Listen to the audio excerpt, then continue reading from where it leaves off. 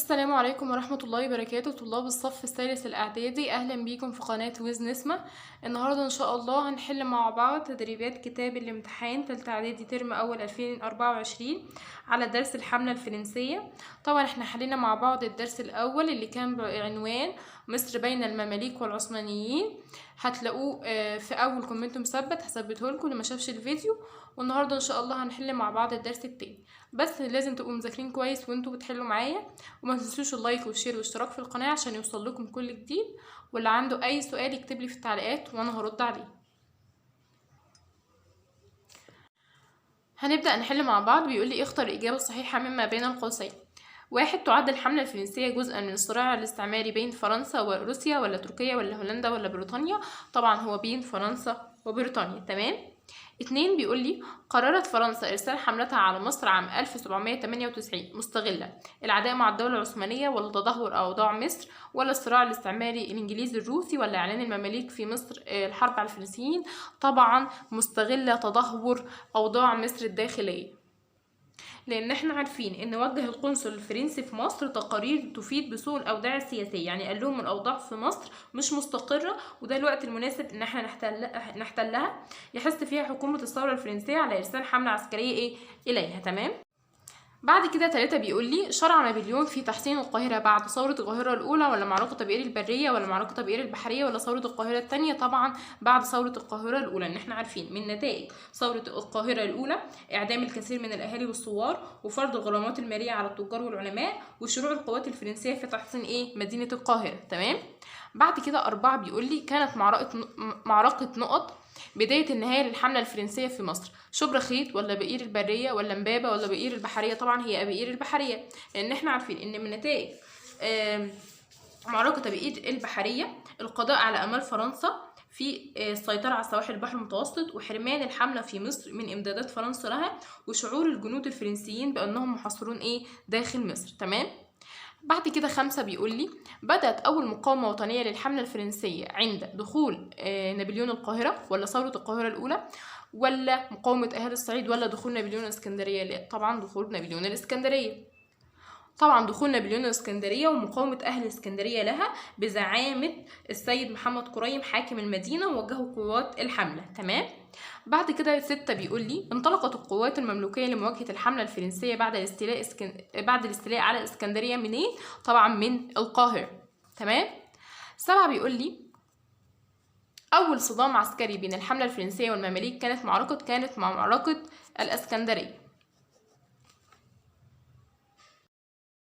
بعد كده 7 بيقول لي أول صدام عسكري بين الحملة الفرنسية والمماليك كانت معركة شبرخيت ولا بئير البرية ولا اسكندرية ولا امبابة؟ طبعا هي شبرخيت، واحنا عارفين ان من نتائجها هزيمة قوات المماليك حيث فروا جنوبا للدفاع عن القاهرة والتقوا بعد كده مع بعض في معركة امبابة، ومن نتائج معركة امبابة هزيمة قوات المماليك وفر مراد بيك إلى الصعيد وهرب إبراهيم بيك ومعه الوالي العثماني إلى الشام. طيب أنا هنا هقول لكم نقطة تعرفوها، لو عايزين مثلا لو قال لي فر مراد بيك إلى نقط هنقول الصعيد لان مراد اخره دال والصعيد اخرها دال. تمام. لو قال لي هرب ابراهيم بك ومعه الوالي العثماني لفين هنقول الشام لان ابراهيم اخرها ميم والشام اخرها ميم. تمام، نفتكرها بكده عشان ما ننساش.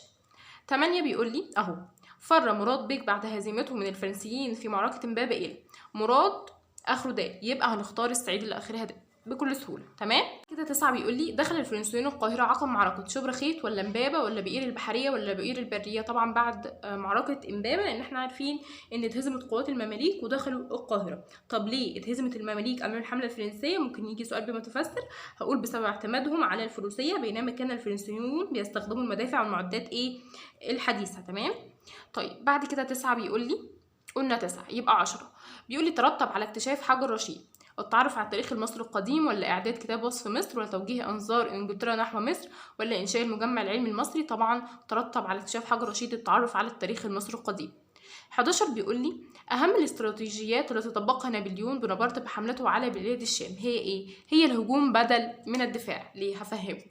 طبعا احنا عارفين ان الحملة الفرنسية على الشام كانت اسبابها ان تحالفت الدولة العثمانية مع انجلترا وروسيا لاخراج الفرنسيين من مصر بالقوة، فقامت الدولة العثمانية باعداد حملتين لاخراج الفرنسيين من مصر. اول حاجة حملة برية من الشام لمصر قادمة من الشرق عن طريق الشام، وتاني حاجة حملة بحرية من جزيرة رودس الى مصر قادمة من الشمال. فعرف نابليون، فعمل ايه؟ قاد نابليون بنبرة قواته للشام من جهة العريش عشان يقضي على الجيش العثماني قبل ان يصل الى مصر، واستولى في طريقه على ايه؟ على العريش وغزة ووصل الى يافا. بس هنا هو عمل ايه؟ هو هاجم بدلا من الدفاع. طيب 12 بيقول لي رحل نابليون الى فرنسا سرا بعد معركة ابيير البرية. طب ليه؟ علشان تحالف الدول الأوروبية ضد فرنسا، فسافر نابليون إلى فرنسا سرا وترك الحملة تحت قيادة نائبه كليبر. تمام. صفحة 162 رقم 13 بيقول لي قتل سليمان الحلبي القائد مينو ولا كليبر ولا نابليون ولا نيلسون؟ طبعا كليبر. 14 بيقول لي بدأت الأخطار تحيط بالحملة الفرنسية منذ عهد طبعا نابليون. 15 سمح الفرنسيون بدخول القوات العثمانية إلى قلب القاهرة في عهد كليبر. إن احنا عارفين إن حصل بين كليبر والدولة العثمانية اتفاقية اسمها اتفاقية العريش.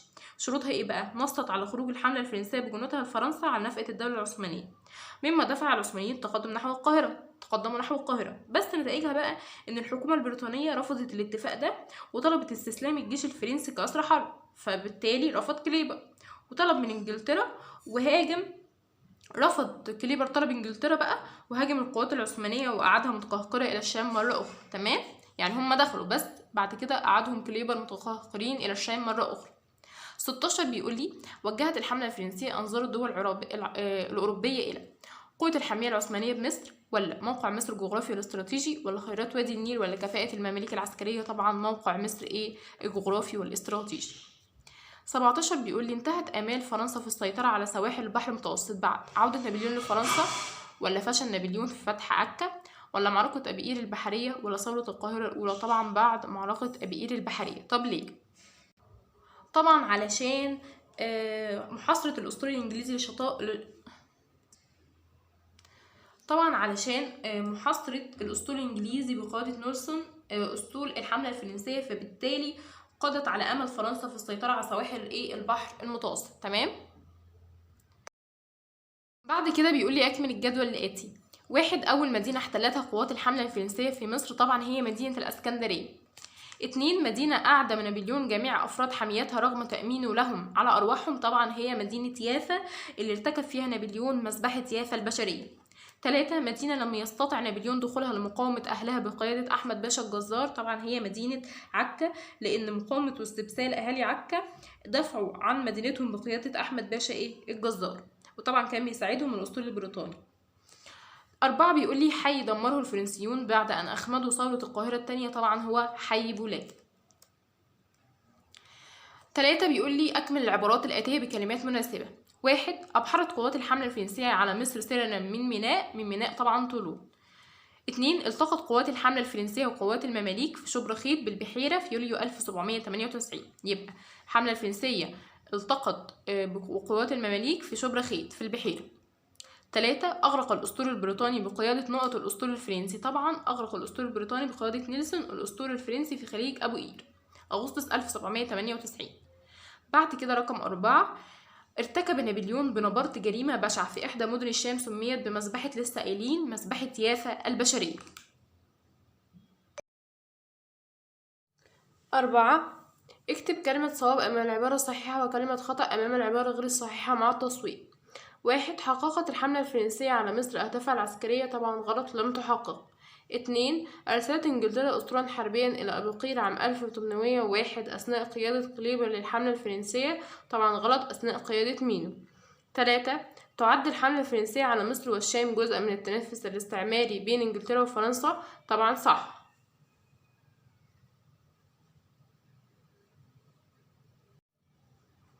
بعد كده 4 بيقول لي اصطحب نابليون مجموعة من العلماء في مختلف العلوم والفنون لدراسة أحوال مصر، طبعا صح، لأن احنا عارفين إن أعد نابليون بونابرت جيشه واصطحب مجموعة من العلماء في مختلف العلوم والفنون. ليه؟ بما تفسر لدراسة أحوال مصر من جميع النواحي وكيفية استغلال مواردها. تمام.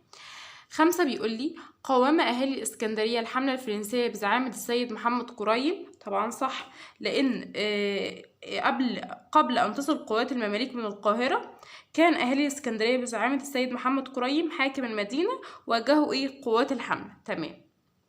6 بيقول لي استخدم المماليك الأسلحة الحديثة في مواجهة القوات الفرنسية. طبعا غلط، لأنهم استخدموا الفروسية ودي كانت من أسباب هزيمتهم.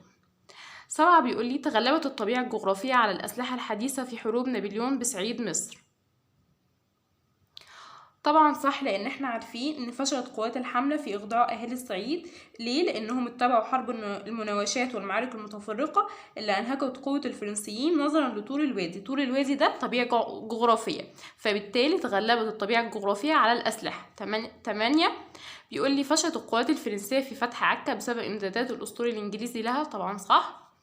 9 انتصرت القوات العثمانية على قوات الحملة الفرنسية في معركة أبئير البرية يوليو 1799. طبعا غلط، العكس، انتصرت الحملة الفرنسية على العثمانيين أو القوات الفرنسية على العثمانيين. 10 بيقول لي كان تدخل الإنجليز في اتفاقية العريش عام 1800 لصالح العثمانيين. طبعا غلط، كان ضد العثمانيين، لأن احنا إن رفضت الحكومة البريطانية الاتفاق وطلبت استسلام الجيش الفرنسي كأسر حرب، فبالتالي رفض كليبر طلب إنجلترا وهاجم القوات العثمانية بعد ما دخلت القاهرة وقعدها متقهقرة إلى الشام. فبالتالي التصرف ده كان ضد العثمانيين، لأنهم بعد ما دخلوا القاهرة عادوا متقهقرين إلى الشام مرة أخرى. تمام. 11 أيقظت الحملة الفرنسية على مصر الروح القومية لدى المصريين. طبعا صح، لأنهم وعتهم حيث تمسك الشعب المصري أو المصريين بحقهم في الحرية واختيار حاكمهم بعد خروج الحملة الفرنسية، وده اللي هنشوفه الدروس الجاية. 12 من النتائج السياسية للحملة الفرنسية إنشاء المجمع العلمي المصري. طبعا غلط، من النتائج العلمية. 13 تركت الحملة الفرنسية نتائج بعيدة المدى على المصريين بفضل قواتها العسكرية. طبعا غلط، بفضل العلماء اللي اصطحبهم نابليون عشان يدرسوا موارد مصر وكيفية استغلالها. تمام.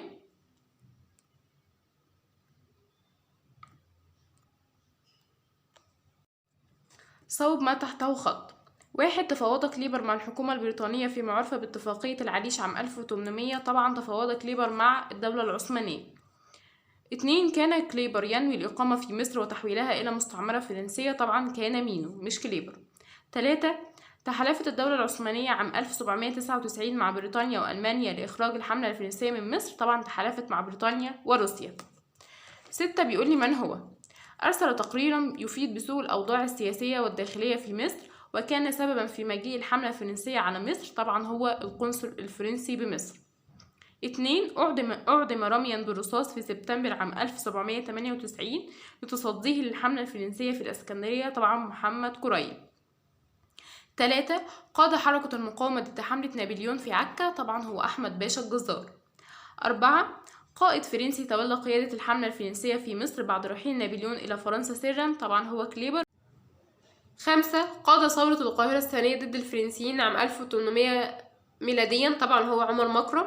6 أنشأ الدواوين لتدريب المصريين على نظام مجالس الشورى. طبعا هو نابليون، لأن احنا عارفين ان نابليون أنشأ الديوان العام ودواوين الأقاليم وديوان القاهرة. طب لو قال لي بما تفسر، هقول بهدف تدريب الأعيان والعلماء المصريين على نظام مجالس الشورى من حيث الاستشارة وتلقي الآراء فيما يعود بالنفع على الأهالي. تمام.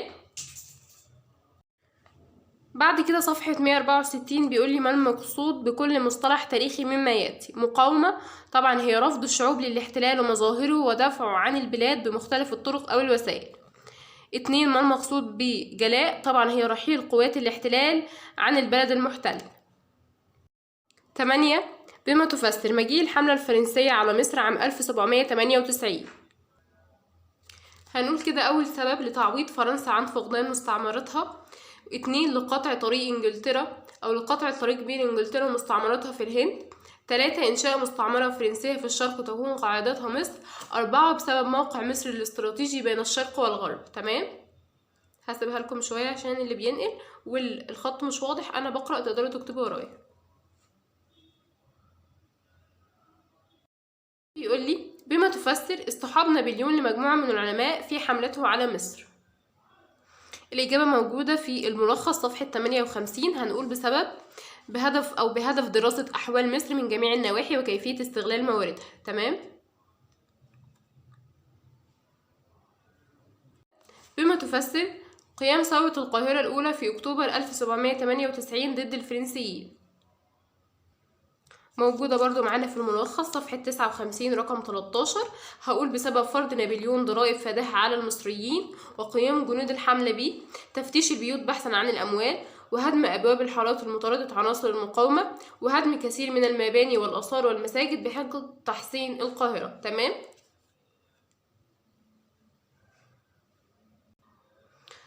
4. بما تفسر التحالف البريطاني الروسي مع الدولة العثمانية عام 1799 ميلاديا. هنقول كده: بهدف إخراج الفرنسيين من مصر بالقوة العسكرية، ولتحقيق ذلك أعدوا حملتين: حملة بحرية تتوجه إلى مصر من جهة الشمال يعني من جهة البحر المتوسط عن طريق جزيرة رودس، وحملة برية تتجه إلى مصر من جهة الشرق عن طريق الشام. تمام. برضو صفحة 59.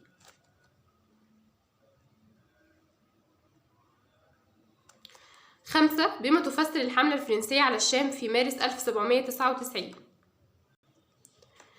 بسبب رغبة نابليون في القضاء على الجيش العثماني القادم من الشام اللي هي الحملة البرية اللي احنا لسه قايلين. 6. بما تفسر فشل نابليون في دخول مدينة عكا.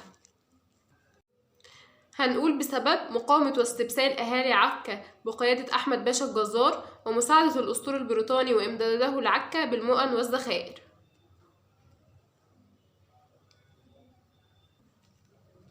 7. بما تفسر رحيل نابليون. 7. بما تفسر رحيل نابليون سرا إلى فرنسا. صفحة 60 هنقول كده: بسبب تحالف الدول الأوروبية ضد فرنسا.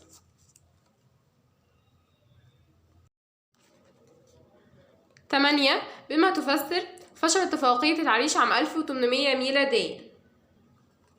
هنقول بسبب رفض حكومة بريطانيا الاتفاق الذي تم بين كليبر والعثمانيين ومطالبتها باستسلام الجيش الفرنسي كأسرى حرب، فرفض كليبر. تمام. صفحة 60 في الملخص. بعد كده 9 بيقول لي ما النتائج التي ترتبت على معركة إمبابة في يوليو 1798. هقول أدى إلى هزيمة المماليك وفرار كل من مراد بيك إلى الصعيد وإبراهيم بيك ومعه الوالي العثماني إلى الشام. طبعا زي ما قلنا هنفتكر من مراد بيك اللي هو فر للصعيد لأن مراد آخرها دال والصعيد آخرها دال، وإبراهيم بيك فر إلى الشام لأن الشام آخرها ميم وإبراهيم آخرها ميم. تمام. 2. ما النتائج التي ترتبت على تحطيم الأسطول الفرنسي في معركة أبي قير البحرية عام 1798 ميلاديا. هنقول كده: أدى تحطيم وإغلاق الأسطول الفرنسي لحصار الأسطول الإنجليزي في شواطئ مصر الشمالية، مما أدى إلى القضاء على آمال فرنسا في السيطرة على سواحل البحر المتوسط وحرمان الحملة من إمدادات فرنسا لها، وبالتالي شعور الجنود الفرنسيين بأنهم محاصرون داخل مصر وتوقف حركة التجارة الخارجية لمصر. موجود في صفحة 53 في الملخص.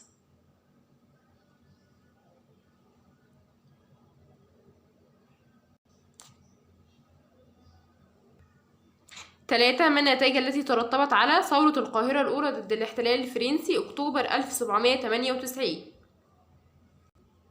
طبعا من نتائج ثورة القاهرة الأولى إعدام الكثير من الأهالي والثوار وفرض غرامات مالية على التجار والعلماء وشروع القوات الفرنسية في تحصين مدينة القاهرة. تمام. ناخد بالنا من الفرق بين ثورة القاهرة الأولى وثورة القاهرة الثانية. نتائج ثورة القاهرة الثانية: أخمدت القوات الفرنسية الثورة ودمرت حي بولاق، واشتد كليبر في فرض المزيد من الضرائب ومصادرة الأموال. تمام. ناخد بالنا. صفحة 53 في الملخص. بعد كده صفحة 165 بيقول لي ما النتائج التي ترتبط على مذبحة يافا البشرية. هقول طبعا أدى ذلك إلى مقاومة واستبسال أهالي عكا في الدفاع عن مدينته. 5. ما النتائج التي ترتبط على رغبة كليبر في خروج الحملة الفرنسية من مصر. طبعا هنقول أدى ذلك إلى تفاوض كليبر مع الدولة العثمانية فيما يسمى باتفاقية العريش. 6. ما النتائج التي ترتبط على الاحتلال الفرنسي لمصر من 1798 ل 1801.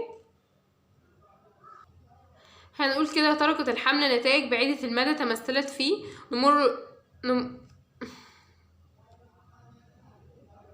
هنقول كده تركت الحملة نتائج بعيدة المدى تمثلت في نمو الروح القومية لدى المصريين وتوجيه أنظار الدول الأوروبية خاصة إنجلترا لأهمية موقع مصر الجغرافي والاستراتيجي وتنظيم أمور الحكم والإدارة، وقيام علماء الحملة الفرنسية بدراسة شق قناة تربط بين البحر الأحمر والبحر المتوسط، وتأليف كتاب وصف مصر، واكتشاف حجر رشيد، وإنشاء المجمع العلمي المصري، والاهتمام بالناحية الاقتصادية والاجتماعية، حيث وضعت الحملة بعض المشروعات للإصلاح في الزراعة والتجارة والصناعة والصحة العامة.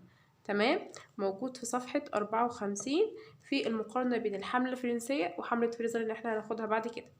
وطبعا لو قلنا يعني 4 نتائج بس، ياريت يبقوا كاملين، بس ممكن نقولهم باختصار. تمام،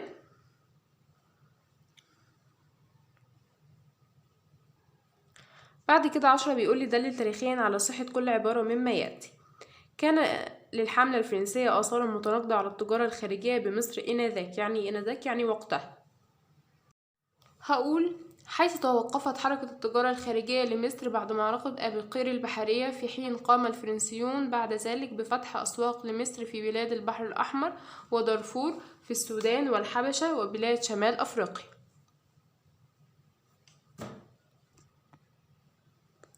2 دلل لم تكن الحملة الفرنسية على مصر مجرد حملة عسكرية تقليدية، حيث اصطحب نابليون مجموعة من العلماء في مختلف العلوم والفنون، وعمل نابليون على تطوير نظم الحكم والإدارة، واهتم الفرنسيون بوضع مشروعات إصلاحية في المجالات الاقتصادية والاجتماعية. صفحة 65 في الملخص.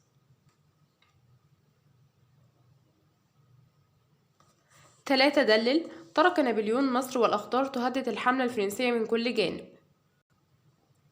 هنقول كده حيث تمثلت الأخطار في تناقص عدد جنود الجيش الفرنسي بسبب المعارك والحروب الداخلية والخارجية، وإرسال الدولة العثمانية حملة جديدة إلى العريش ودمياط، وعودة المماليك للمقاومة، وتجدد ثورات المصريين في الشرقية وامتدادها إلى وسط الدلتا وغربها.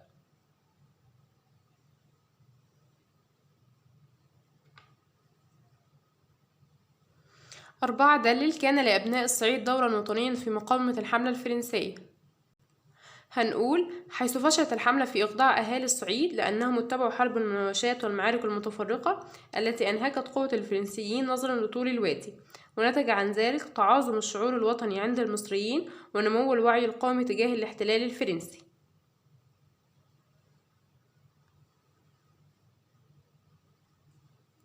5 دلل تشابهت سياسة نابليون وكليبر في التعامل مع ثورات المصريين. التشابه طبعا حيث قام كل من نابليون وكليبر بإخماد ثورتي القاهرة الأولى والثانية بالقوة والقمع والإرهاب وفرضهم الغرامات المالية والضرائب.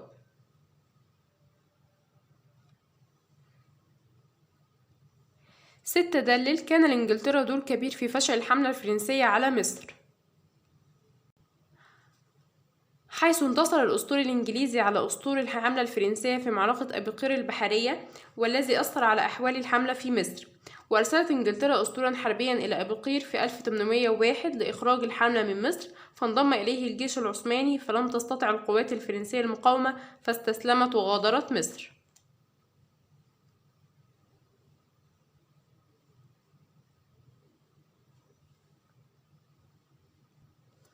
7 دلل اهتم الفرنسيون بتنظيم أمور الحكم والإدارة في مصر. أظن حفظناها. هنقول حيث قام نابليون بإنشاء الديوان العام ودواوين الأقاليم وديوان القاهرة، وده طبعا بهدف تدريب الأعيان والعلماء المصريين على نظام مجالس الشورى من حيث الاستشارة وتلقي الآراء، فيما يعود بالنفع على الأهالي في المجالات المختلفة. بعد كده 11 بيقول لي قارن بين ثورة القاهرة الأولى وثورة القاهرة الثانية ضد الاحتلال الفرنسي من حيث مركز المقاومة وقائد الحملة الفرنسية أثناء الثورة والنتائج.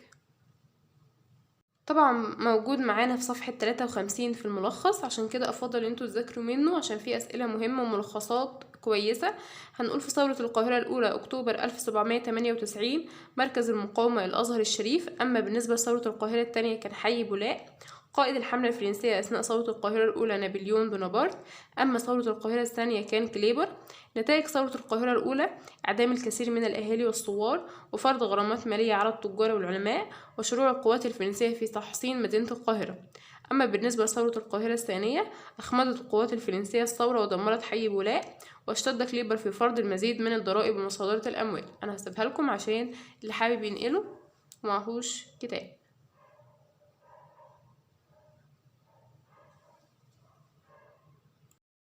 166 بيقول لي ماذا كان يحدث إذا انتصر المماليك في معركة شبرخيت عام 1798.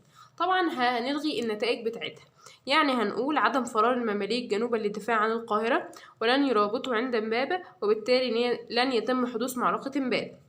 طيب ماذا كان يحدث إذا انتصر الأسطول الفرنسي على الأسطول الإنجليزي في موقعة أبي قير البحرية؟ برضه هنلغي النتائج، يعني هنقول إيه؟ يعني هنقول عدم حصار الأسطول الإنجليزي لشواطئ مصر الشمالية، وعدم القضاء على آمال فرنسا في السيطرة على سواحل البحر المتوسط، وبالتالي عدم حرمان الحملة من إمدادات فرنسا لها، وعدم شعور الجنود الفرنسيين بأنهم محاصرون داخل مصر، وعدم توقف حركة التجارة الخارجية لمصر. تمام، يعني بلغي النتائج.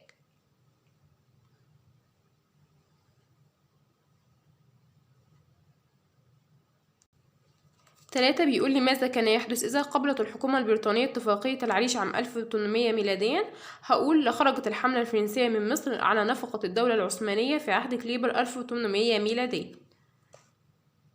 ما رأيك في اصطحاب نابليون العلماء في حملته على مصر؟ طبعا ممكن أقول رأيي سواء بالإيجاب أو بالسلب، بس لازم أعلل ليه.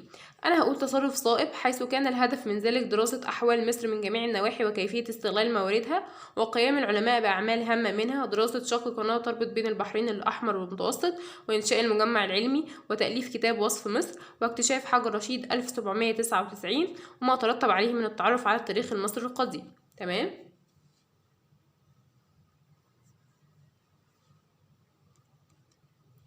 2 بيقول لي ما رأيك في إعدام نابليون حمية يافا رغم تأمينه لهم على أرواحهم؟ طبعا تصرف غير صائب، لأنه خالف نابليون الوعد الذي وعده لهم.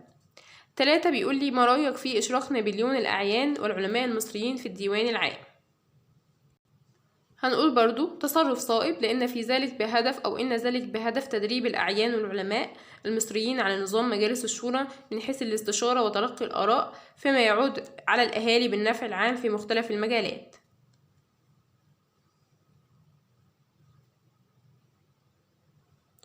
14 بيقول لي ما العلاقة بين معركة أبي قير البحرية وثورة القاهرة الأولى؟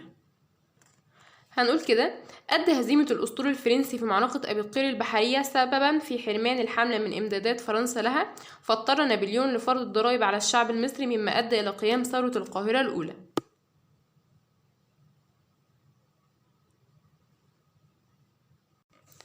2 ما العلاقة بين الحملة الفرنسية على مصر وتاريخ مصر القديم؟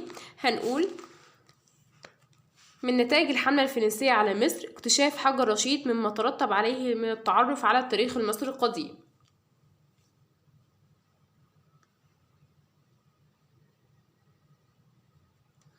14 ما العلاقة بين الحملة الفرنسية والروح القومية للمصريين؟ طبعا أيقظت الحملة الفرنسية الروح القومية لدى المصريين، وظهر ذلك واضحا بعد خروج الحملة من مصر، عندما تمسك المصريين بحقهم في الحرية وفي اختيار حاكمهم، وده اللي احنا هنشوفه في الدرس اللي بعد الدرس ده إن شاء الله. الأحداث التاريخية الآتية من القديم إلى الحديث. طبعا احنا لازم نكون عارفين الأحداث والتواريخ. احنا عارفين ان أول حاجة مجيء الحملة الفرنسية على مصر، بعد كده معركة أبي قير البحرية، بعد كده مذبحة يافا البشرية، بعد كده اتفاقية العريش، بعد كده ثورة القاهرة الثانية. واحنا لو حافظين الأحداث بالترتيب هنعرف نرتبها. تمام.